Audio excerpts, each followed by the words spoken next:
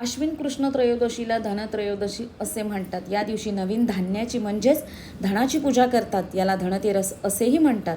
धनाचा रक्षक कुबेर यांचीही पूजा करतात. झेंडूच्या फुलांना या दिवशी खूप महत्त्व असते. यावर्षी म्हणजेच 2025मध्ये धनतेरस 18 ऑक्टोबर रोजी आहे.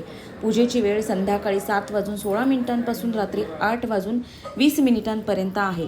या दिवशी वैद्य धन्वंतरी या देवाची जन्मतिथी म्हणून साजरी करायची असते. म्हणून या दिवशी वैद्य धन्वंतरी, लक्ष्मी, गणपती, कुबेर यांची पूजा केली जाते. प्राणहरण करण्याचे काम यमराजांकडे आहे. म्हणून अपमृत्यू टाळण्यासाठी यमराजाने मानवाला उपाय सांगितला. जे लोक धनत्रयोदशीपासून 5 दिवस दिवे लावतील आणि यमदीपदान करतील त्यांना अपमृत्यू येणार नाही. म्हणून या दिवशी यमदेवतेला प्रसन्न करण्यासाठी कणकेचा दिवा आपल्या घराबाहेर दक्षिण दिशेला तोंड करून ठेवतात. तर काही ठिकाणी 13 दिवे सुद्धा लावतात. आधी गणपतीची पूजा करावी, धनाची, लक्ष्मीची पूजा करावी. धन्वंतरी देवाला कडुनिंब, हळद इत्यादी वनस्पती वाहिली जातात. धनाच्या पूजेसाठी पिवळ्या रंगाची फुले वापरावीत. पूजेत श्रीसूक्त म्हणावे, कुबेर मंत्राचा जप करावा. रमा एकादशीच्या अगोदरच आकाश कंदील लावावा. या दिवशी धने, गुळ यांचा नैवेद्य दाखवायचा असतो.